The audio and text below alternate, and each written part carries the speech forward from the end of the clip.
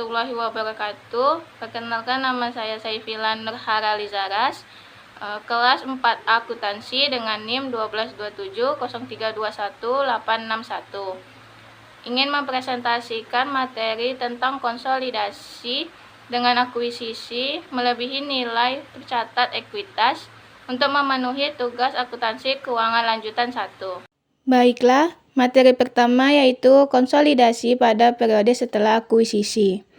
Pada periode setelah terjadinya akuisisi, beberapa hal harus diperhatikan ketika menyiapkan laporan keuangan konsolidasian untuk entitas anak yang diakuisisi tidak pada nilai tercatatnya.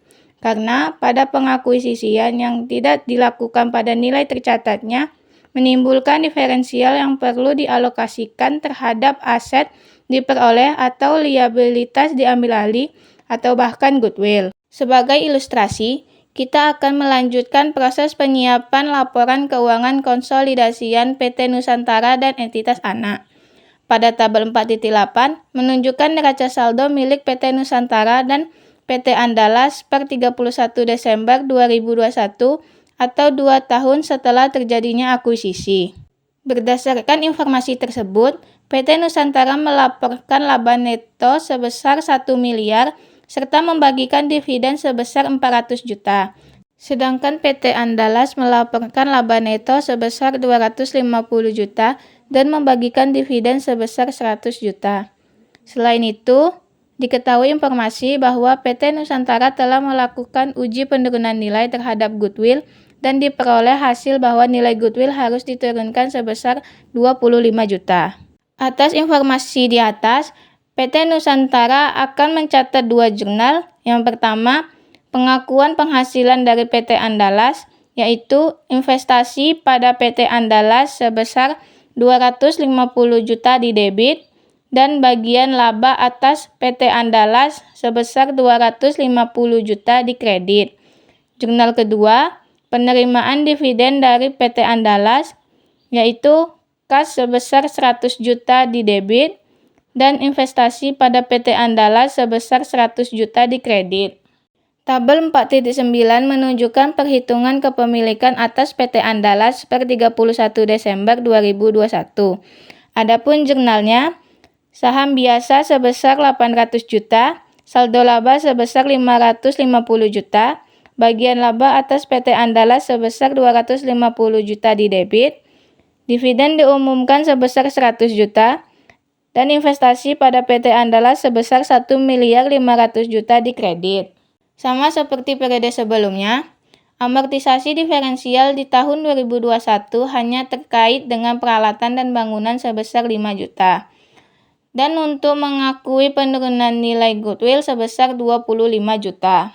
Adapun jurnalnya, yang pertama mengamortisasi diferensial, yaitu rugi penurunan nilai goodwill sebesar 25 juta di debit, beban penyusutan sebesar 5 juta, bagian laba atas PT Andalas sebesar 20 juta di kredit.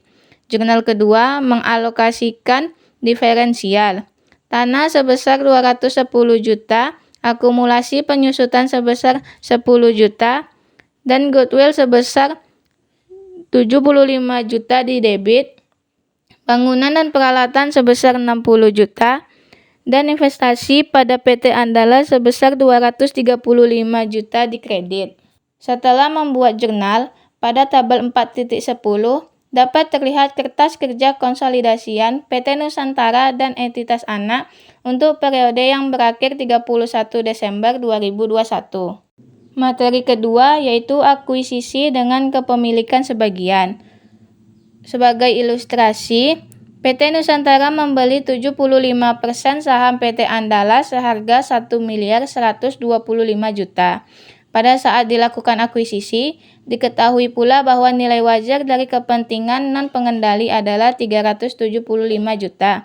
Sedangkan nilai wajar seluruh aset dan liabilitas PT Andalas adalah 1 miliar 400 juta. Nilai buku dari seluruh ekuitas PT Andalas adalah 1 miliar 200 juta, sehingga terdapat diferensial dari akuisisi ini sebesar 300 juta yang dialokasikan pada goodwill sebesar 100 juta dan aset teridentifikasi lainnya sebesar 200 juta. Adapun jurnalnya mencatat pembelian saham PT Andalas, yaitu investasi pada PT Andalas sebesar 1.125 juta di debit dan kas sebesar 1.125 juta di kredit. Tabel 4.11 adalah perhitungan nilai aset neto PT Andalas dan bagian PT Nusantara, serta kepentingan dan pengendali atas aset neto. Adapun jurnalnya, saham biasa sebesar 800 juta, saldo laba sebesar 400 juta di debit, investasi pada PT Andalas sebesar 900 juta, kepentingan dan pengendali sebesar 300 juta di kredit. Persediaan mengalami kenaikan nilai wajar dari nilai tercatat sebesar 50 juta, tanah mengalami kenaikan nilai wajar sebesar 210 juta, sedangkan bangunan dan peralatan mengalami penurunan nilai sebesar 60 juta. Selain itu, atas transaksi kombinasi bisnis PT Nusantara dan PT Andalas, diakui munculnya goodwill senilai 100 juta dari selisih antara imbalan yang diserahkan PT Nusantara atas nilai wajar aset neto PT Andalas. Adapun jurnalnya mengalokasikan diferensial, yaitu persediaan sebesar 50 juta, tanah sebesar 210 juta, goodwill sebesar 100 juta di debit, bangunan dan peralatan sebesar 60 juta, investasi pada PT Andalas sebesar 225 juta, dan kepentingan dan pengendali sebesar 75 juta di kredit. Gambar 4.6 adalah laporan posisi keuangan konsolidasian PT Nusantara dan entitas anak sesaat setelah transaksi akuisisi. Materi ketiga yaitu konsolidasi pada periode akuisisi. Untuk melanjutkan ilustrasi akuisisi yang dilakukan oleh PT Nusantara terhadap PT Andalas, tabel 4.12 menyajikan informasi neraca saldo kedua perusahaan per 31 Desember 2020. PT Nusantara mengumumkan dan membagikan dividen sebesar 300 juta, sedangkan PT Andalas mengumumkan dan membagikan dividen sebesar 50 juta. Adapun jurnalnya penerimaan dividen dari PT Andalas, yaitu kas sebesar 37.500.000 di debit dan investasi pada PT Andalas sebesar 37.500.000 di kredit.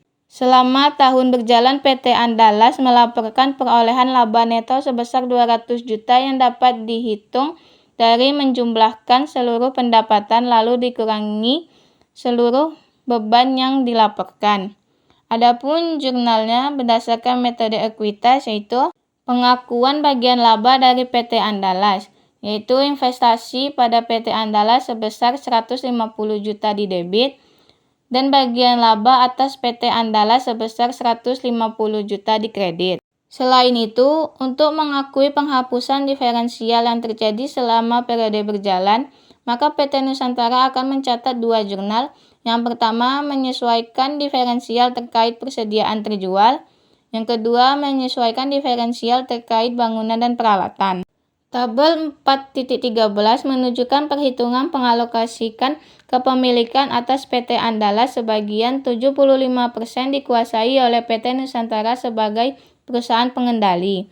Adapun jurnalnya mengeliminasi ekuitas dan investasi pada PT Andalas, yaitu saham biasa sebesar 800 juta, saldo laba sebesar 400 juta, bagian laba atas PT Andalas sebesar 150 juta, bagian laba kepentingan non pengendali sebesar 50 juta di debit, sedangkan dividen diumumkan sebesar 50 juta, investasi pada PT Andalas sebesar 1.012.500.000,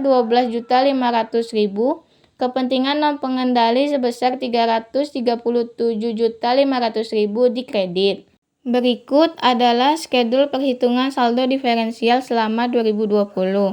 Jurnalnya mengamortisasi diferensial, yaitu beban pokok penjualan sebesar 50 juta di debit, beban penyusutan sebesar 5 juta, bagian laba atas PT Andalas sebesar 33.750.000,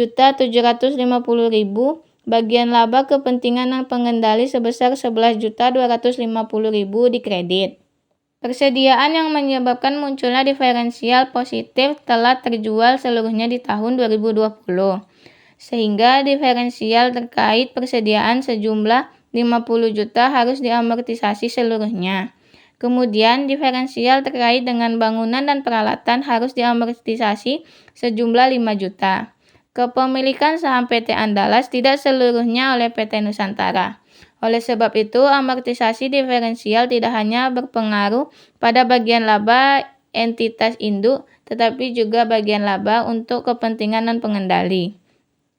Adapun Jurnala mengalokasikan diferensial yaitu tanah sebesar 210 juta, akumulasi penyusutan sebesar 5 juta, goodwill sebesar 100 juta, di debit.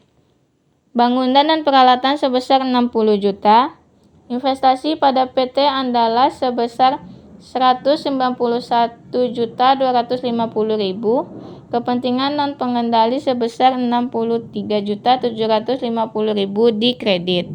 Tabel 4.14 menyajikan kertas kerja konsolidasian untuk PT Nusantara dan entitas anak. Berdasarkan kertas kerja konsolidasian tabel 4.14, laba neto konsolidasian PT Nusantara dan anak perusahaan untuk periode yang berakhir 31 Desember 2020 adalah 775 juta. Sedangkan saldo laba konsolidasian per 31 Desember 2020 adalah 1.916.250.000. Gambar 4.7 adalah laporan posisi keuangan konsolidasian PT Nusantara dan entitas anak.